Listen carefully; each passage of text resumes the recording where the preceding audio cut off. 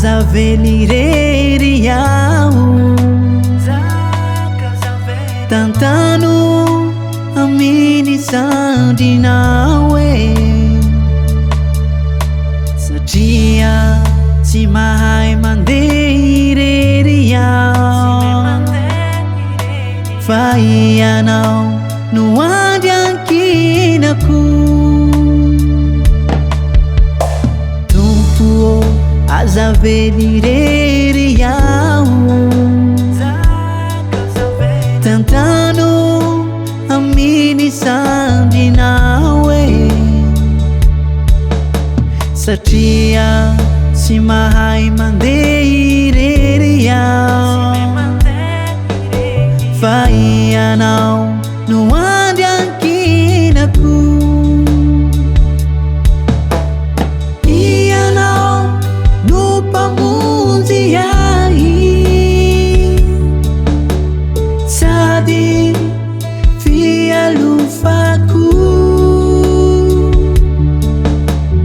ary anifanantenako. Ianao Jesosy no aroko ety.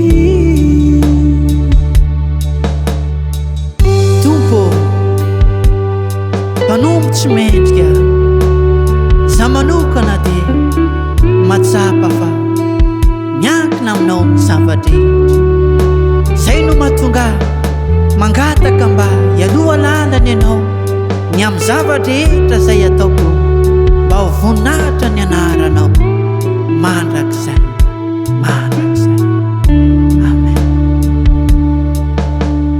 Tompo iarovitsy ho resy aho, kefino mba tsy anjera aho e,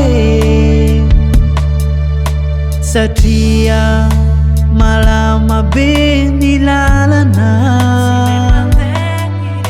fa ianao no fialofako. Tompo iarovitsy ho resiko aza,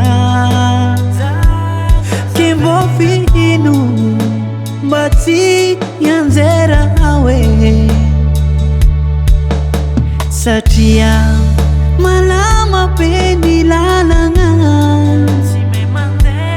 fa ianao no fialofako. Ianao no mpamonjy ahy, sady fialofako,